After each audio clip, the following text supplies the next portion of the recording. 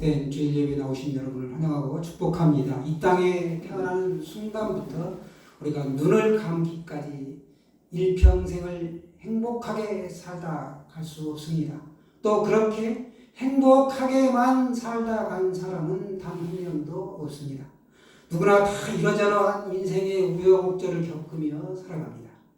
기쁠 때가 있으면 슬플 때가 있고 즐거울 때가 있으면 속이 몹시 상하고 화가 날 때도 있습니다. 우리가 성경에서 만나는 수많은 신앙의 선조들을 봐도 다 그렇습니다. 아브라함, 모세, 다윗 또 그러했고 다니엘이라든가 느헤미야 또 예수님의 12 제자와 바울을 봐도 그렇습니다. 모든 삶이 늘 순탄하고 항상 좋기만 했던 인생이 과연 어디에 있을까요? 그야말로 불같은 시험 환란이 많으나 이기고 산다 라는 것입니다. 견디고 이기며 산다 라는 것이지 만사형통한 삶은 없습니다. 전쟁과 가난과 질병, 교통사고로 고난과 어려움이 파도처럼 몰려오고 때로는 폭풍처럼 휘몰아치는 것이 우리가 살아가는 현실입니다. 성경을 들여다보면 오늘을 살아가는 우리들은 과연 어떻게 해야 될까 한번 반추해 볼 수가 있는데 성경에서 쓰임받는 사람들은 하나같이 환난과 역경을 극복한 사람들입니다. 그렇다면 우리는 어떻게 환난과 역경을 극복하고 고난을 통과해야 할까요? 찬송가 300장 보시면 내 마음이 낙심되며 제목을 보시면 가사가 고난을 통과하는 우리의 인생살이를 대변합니다. 내 마음이 낙심되며 근심에 눌릴 때, 번민이 가득 차고 눈물이 흐를 때, 또 환난이 닥쳐와서 내가 어려움 당할 때 어떻게 살아야 할까요? 우리는 하나님을 믿고 예수 그리스도를 의지하고 성령님의 도우심을 구하며 살아가는 성도입니다. 하나님은 사랑이시고 전능하시며 우리 아버지가 되신다. 우리가 굳게 믿습니다. 그렇게 우리는 하나님께 도움의 손길을 구하고 예수 그리스도를 우리가 꽉 붙잡는 것입니다. 이 찬양의 작시자 브루스 에반스는 이렇게 고백합니다. 주께서 내게 오사 위로해 주시네. 주께서 함께하며 내 짐을 지시네. 주 내게 속삭이며 새 희망 주시네. 주님의 능력으로 원수를 이기네. 그 은혜가 내게 족하네. 그 은혜가 족하네. 이 괴로운 세상 지날 때 그 은혜가 족하네 라고 합니다. 부르고 싶으시죠? 좀 참았다가 설교 끝난 후에 헌금송으로 부르도록 하겠습니다. 시편 42편과 오늘 본문의 말씀이 수록된 시편 43편은 쌍둥이 시편이다 라고 합니다. 하나로 이어진다는 것이죠. 시편 42편의 표제를 보시게 되면 고라 자손의 마스길이라는 표제가 붙어 있습니다. 마스길이란 교훈시를 뜻하지요. 고라 자손의 시라기보다는 다윗이 아들 압살롬에게 반역을 당하여 왕궁을 떠나 도망다닐 때 고백한 시를 고라 자손 중에 그 누군가가 수집해 두었다라고 여겨집니다. 그때가 주전 979년이었습니다. 다윗이 30살에 왕이 되지요. 왕이 되고 나서 31년째 되던 해입니다. 61세 때 겪었던 이 압살롬의 반역 사건이 오늘 시편 43편의 배경입니다. 시편 42편에서의 탄식과 기도가 43편에서는 이것이 더욱더 확신에 찬 기도로 바뀝니다. 다윗은 하나님이 대적들의 공격으로부터 자신을 구해주시기를 간절히 호소하고 있습니다. 오늘 본문 시편 43편의 1절을 우리가 한번 다 같이 보겠습니다. 1절 시작. 하나님이여 나를 판단하시되 경건하지 아니한 나라에 대하여 내 송사를 변호하시며 간사하고 불의한 자에게서 나를 건지소서. 하나님께 모든 판단을 맡겨드린다는 것이죠. 다윗은 닥친 고난을 어떻게 하는가 보면 하나님께 모든 판단을 맡겨드렸다는 것이죠. 우리에게 닥친 고난을 어떻게 통과할 것인가. 첫 번째, 다윗처럼 하나님께 모든 판단을 맡겨드려야 합니다. 하나님이여 나를 판단하시되 합니다. 내가 판단하고 내가 해결하려고 하면 좀처럼 문제 가운데서 벗어날 수가 없지만 하나님께서 판단하시고 하나님께서 해결해 주신다면 이 고난을 우리가 능히 통과할 수 있기 때문입니다. 그러므로 다윗은 하나님께 구하되 하나님께 모든 판단을 맡겨드린 것입니다. 즉 하나님께서 판단해 보시고 자신에게 억울한 점이 보이거든 친히 자신을 변호해 달라고 맡겨드린 것입니다. 그리고 이 고통 가운데서 나를 건져주십시오 라고 구한 것입니다. 간사하고 불우한 자에게서 나를 건져주소서. 악하고 거짓된 자에게서 나를 구해달라는 것이죠. 왕궁을 떠난 다윗은 신발도 제대로 챙겨 신지 못한 채 맨발로 울면서 기드론 시냇가를 지나 감난산으로 올라갑니다. 그때 심정이 오죽했을까요? 우리 행군할 때 이 전투화 속에 작은 모래알갱이 하나 들어가면 무지무지 아픕니다. 그래서 행군을 할 수가 없어요. 발이 붓고 온몸이 쑤시기 때문에. 그것처럼 오늘 최병란 집사님 새 신발 신고 와가지고 키높이 때문에 신발이 벗겨져서 헐떡거린다.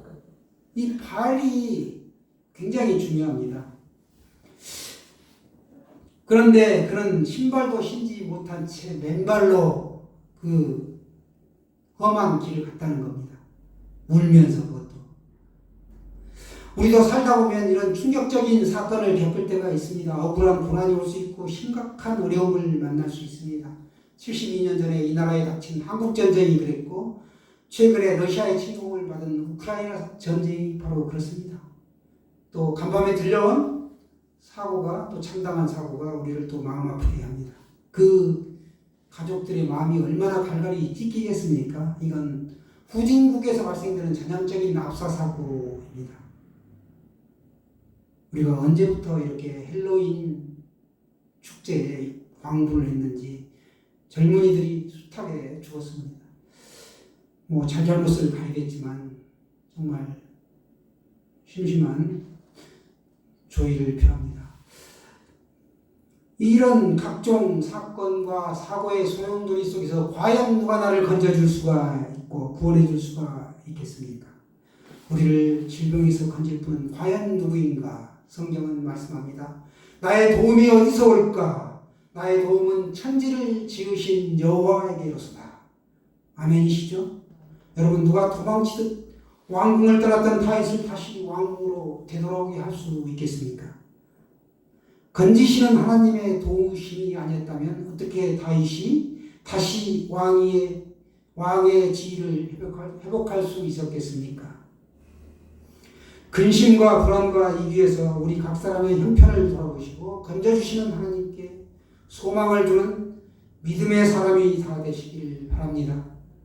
지금 여러분이 어떤 어려운 상황 가운데 있다 할지라도 낙심하거나 포기하지 마시길 바랍니다. 오히려 하나님께 모든 판단을 맡기고 그분의 해결을 기다리십시오. 인생의 고난을 어떻게 통과할 것인가. 첫 번째, 하나님께 모든 판단을 맡겨야 합니다. 어려운 가운데 있다면 내가 판단하지 않고 하나님께 판단을 맡겨야 합니다. 인생의 고난을 어떻게 통과할 것인가. 두 번째, 고난의 때에도 하나님의 빛과 진리로 인도해달라고 우리가 기도해야 합니다. 맡겼다면 이번에는 기도해야 합니다. 3절 말씀이죠. 3절 말씀을 한번 보세요.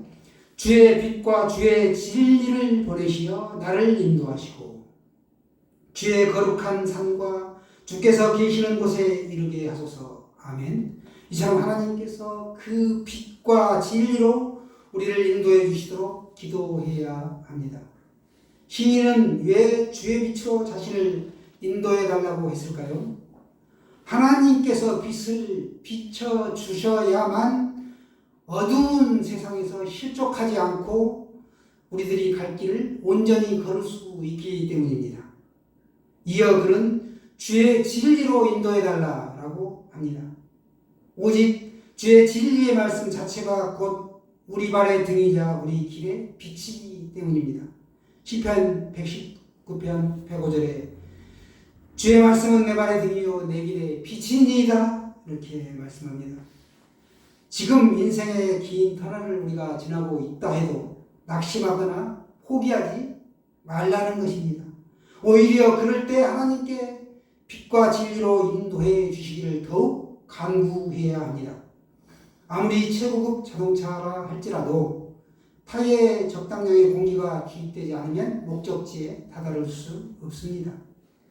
타이어의 목적은 공기가 빵빵한 그 적정량의 공기압 상태에서 제대로 자동차가 운행될 수 있도록 기능을 감당하는 것입니다. 그런데 그 뛰어난 자동차 타이어를 사람이 하나님의 지혜로 만들지만 그 타이어 안에 채워지는 공기는 과연 누가 만들었겠습니까? 이 모든 것은 하나님의 작품이라는 것이죠. 하늘의 수많은 별과 이 땅의 지구와 우리는 하나님이 창조하신 걸작품입니다. 나의 체력도 지력도 능력도 그 근원이 어디에서 나오는가? 바로 하나님이십니다. 다윗은 시편 18편 1절에서 나의 힘이신 여호와여 내가 주를 사랑하나이다 라고 고백했습니다. 인생의 고난을 어떻게 통과할 것인가? 두 번째, 하나님의 빛과 진리로 인도해달라고 기도해야 합니다. 맡겨야 합니다. 기도해야 합니다. 인생의 고난을 통과하는 방법 세 가지. 세 번째, 고난의 때에도 여전히 하나님을 예배해야 합니다. 4절 말씀 우리 다 같이 보겠습니다. 시작. 그런즉 내가 하나님의 제단에 나아가 나의 큰 기쁨의 하나님께 이르리이다. 하나님이여 나의 하나님이여 내가 수금으로 주를 찬양하리이다. 찬양한다. 예배하는 것이죠. 시인처럼 인생의 고난을 통과하려면 하나님을 여전히 예배해야 합니다. 고난의 때일수록 하나님을 오히려 찬양해야 합니다. 시인은 고통 가운데서도 주의 거룩한 산, 주의 성소에 이르게 해달라고 간구합니다. 3절 후반부에도 보시면 주께서 계신 곳에 이르게 하소서. 이것은 하나님의 제단 앞을 말씀합니다. 어째서 그곳으로 이르게 해달라고 합니까? 하나님을 예배하고 찬양하기 위한 것이죠. 하나님을 예배하되 어떤 분으로 고백합니까? 나의 힘이 되신 하나님이십니다. 2절 전반부에 보시면 주는 나의 힘이 되신 하나님이시거늘 합니다. 또 나의 큰 기쁨의 하나님이라고 합니다. 4절 중반이죠. 시인은 왜 예배를 드리고 찬양을 합니까? 예배 드릴 때 우리에게 소망이 있고 예배할 때 참된 평안과 위로와 안식이 있기 때문에 그렇습니다. 사람이 감당할 시험 밖에는 너희가 당할 것이 없나니 오직 하나님은 미쁘사 너희가 감당하지 못할 시험 당함을 허락하지 아니하시고 시험 당할 즈음에 또한 피할 길을 내사 너희로 능히 감당하게 하시느니라. 고린도전서 10장 13절에 이렇게 말씀합니다. 사랑하는 여러분, 혹 우리가 문제 가운데 있습니까? 하나님을 여전히 예배하기를 원합니다. 고난 중에 계신가요? 하나님을 오히려 찬양할 수 있기를 원합니다. 5절 말씀 이어서 우리 보겠습니다. 시작. 내 영혼아 내가 어찌하여 낙심하며 어찌하여 내 속에서 불안해하는가. 너는 하나님께 소망을 두라. 그가 나타나 도우심으로 말미암아 내 하나님을 여전히 찬송하리로다. 아멘. 그가 나타나 도우심으로 말미암아. 이 얼마나 실감나는 표현인가요? 시인은 탄식할 수밖에 없는 지금 그런 상황에 있었지만 이제 마음을 바꾸기로 결심합니다. 낙심과 불안을 이길 힘이 생겼기 때문에 그렇습니다. 여전히 억울한 현실에 있지만 하나님을 부인하지 않습니다. 왜? 하나님이 나를 도우실 것을 믿기 때문에 그렇습니다. 낙심에 빠지려는 자신의 영혼을 향해 내가 어찌하여 낙심하는가 라고 자신을 꾸짖고 있습니다. 오직 하나님께 소망을 두라고 호통하고 호통치고 있습니다. 여러분, 주변에서 보면 119의 도움을 받는 사람들을 보게 됩니다. 119가 지나가면, 차가 지나가면 사람들이 쫙 비껴서죠. 그 사고를 당한 사람은 1초 1분이 얼마나 길고 초조할까요?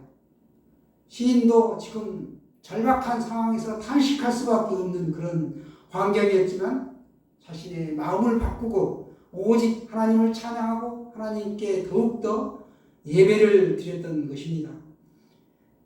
우리는 살면서 감정이 자기 자신의 주인이 되어 이끌어가는 경우가 참 많습니다. 어떠한 경우에도 감정이 주인이 되지 않도록 다스려야 합니다.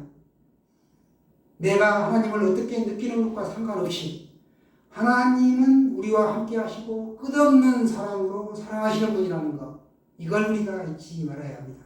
우리는 결코 하나님과 멀어질 수 있는 존재가 아니라는 것입니다. 인생을 사는 동안 고난은 늘 있습니다. 연약하여 우리가 때로 넘어질 수 있죠. 우리의 믿음이 갈피를 잡지 못해 흔들릴 수도 있습니다. 하지만 하나님은 그런 연약함까지 우리를 품어주십니다. 하나님의 언약적 사랑이 우리를 붙들어 주시는 것이죠. 그리고 종래에는 하나님이 우리를 선한 길로 천국으로 인도해 주십니다. 그러기에 우리에게는 넘어져도 고난을 통과하여 다시 일어설 수 있는 소망이 있다는 것입니다. 그래서 오늘 시편 기자는 너는 하나님께 소망을 두라. 그가 나타나 도우심으로 말미암아 내가 여전히 찬송하리로다. 아멘 아멘. 찬송이야말로 하나님께 드려지는 찬미의 제사입니다. 제사 중에 가장 값진 제사, 예배라는 것이죠. 찬송은 영혼의 깊은 곳에서 우러나오는 은혜에 대한 간증입니다. 환경과 조건을 초월한 믿음의 고백이라는 것이죠. 그래서 호흡이 있는 자마다 여호와를 찬양할지어다. 거꾸로 하면 호흡이 찬양하지 않는 자는 호흡이 없는 자다. 호흡이 없으면 살았으나 영혼은 죽은 사람이라는 것입니다. 우리가 하나님을 늘 찬양하고 삶이 예배가 되도록 살아야 할 줄로 믿습니다. 항상 찬송하는 예배의 삶을 살아 소망 중에 더욱 견고한 신앙의 소유자 되시길 바랍니다. 인생의 고난을 어떻게 통과할 것인가? 오늘 여전히 하나님을 예배하라. 이렇게 말씀합니다. 다시 정리하면 고난을 어떻게 통과할 것인가? 모든 판단을 하나님께 맡겨야 합니다. 두 번째, 하나님의 빛과 진리로 인도해달라고 기도해야 합니다. 세 번째, 여전히 하나님을 예배해야 합니다.